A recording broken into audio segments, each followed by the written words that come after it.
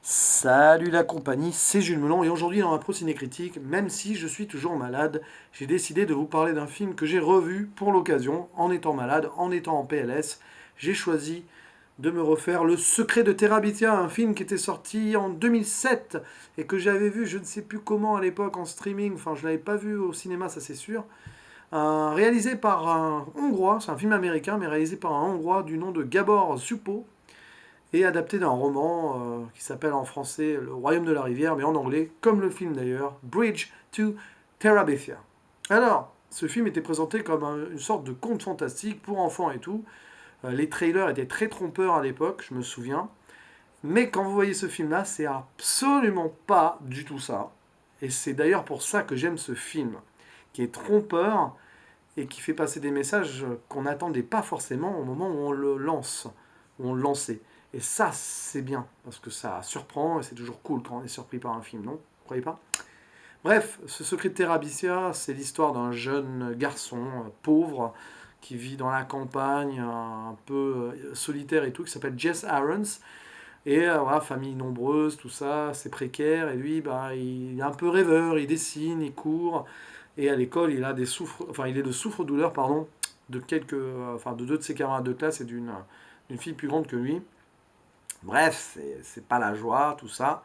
Il a même des problèmes de basket au début. Bref, rien ne va plus lorsque débarque, du jour au lendemain, une nouvelle voisine qui s'appelle Leslie Burke, jouée par Sophia Robb d'ailleurs, que vous avez pu voir dans Charlie la chocolaterie.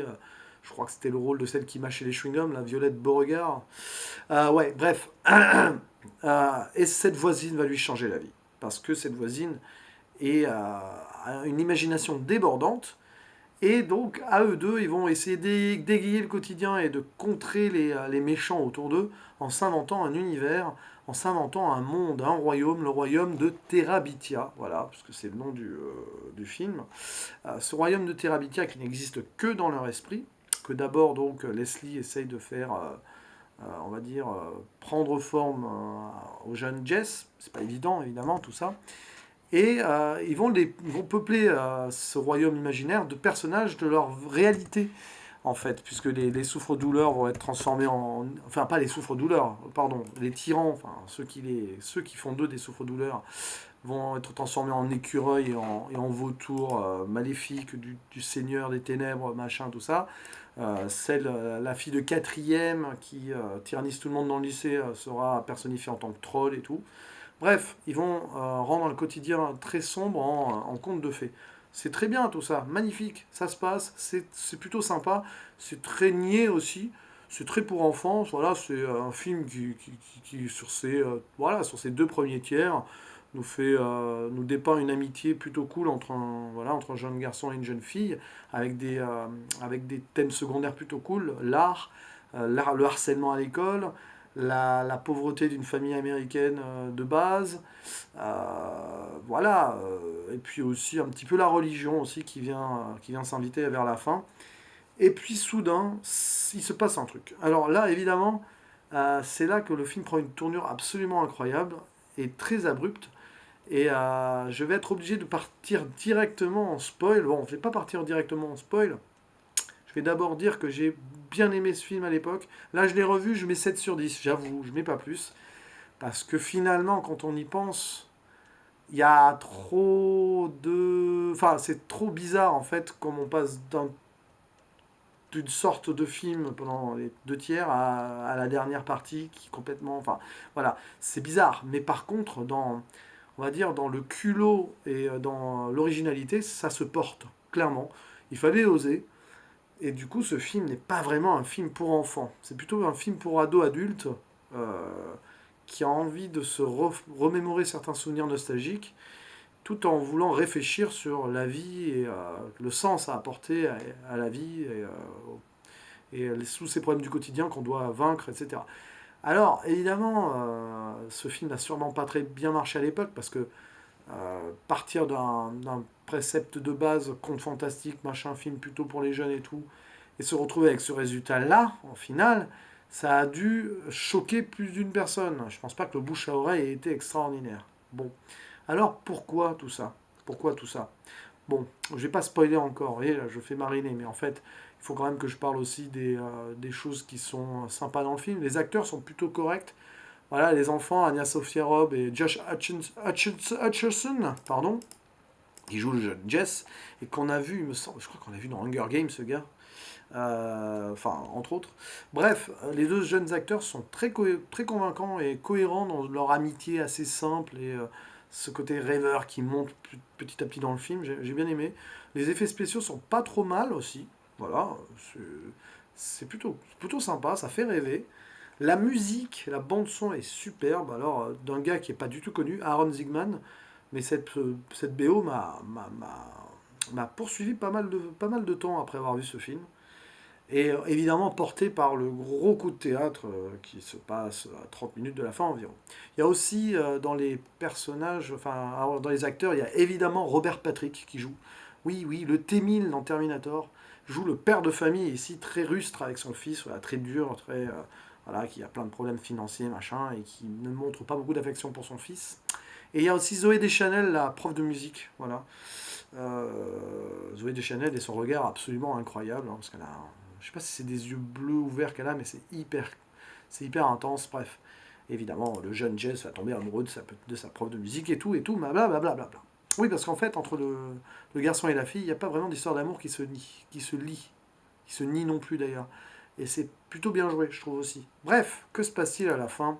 Vers la fin, gros spoil, très très très très gros spoil. Arrêtez-vous là si vous n'avez pas vu le film parce que ça vous enlève totalement tout l'intérêt du film en fait. Qui sans ce truc-là aurait été un truc lambda, assez oubliable. Mais là, que se passe-t-il vers 30 minutes de la fin? Pour aller alors dans leur royaume, Jess et Leslie empruntent une corde pour faire qui passe du monde réel à leur monde imaginaire.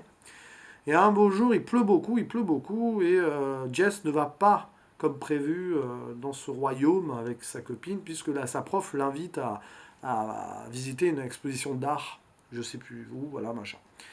Et le lendemain, enfin, il revient, pardon, de cette exposition, les parents hyper inquiets, ah mon Dieu, t'es pas mort et tout, et on apprend que Leslie, elle, y est allée, et qu'elle y a trouvé la mort.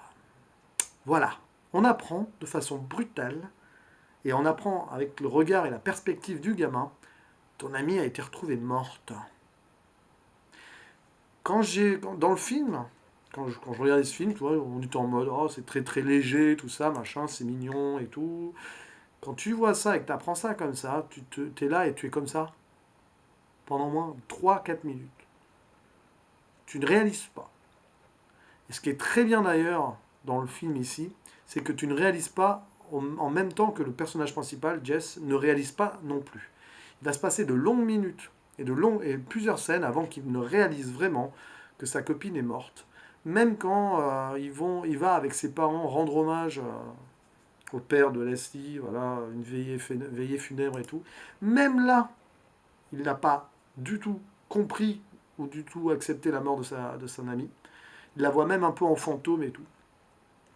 Et ce n'est que petit à petit qu'il finit par comprendre qu'elle est morte. Mais elle est morte. Oui, elle est morte. C'est terrible. Bon, déjà, c'est magnifiquement incroyable. Enfin, pas magnifique du coup. C'est totalement incroyable de faire ça dans un film techniquement aussi axé pour les enfants et aussi axé conte fantastique.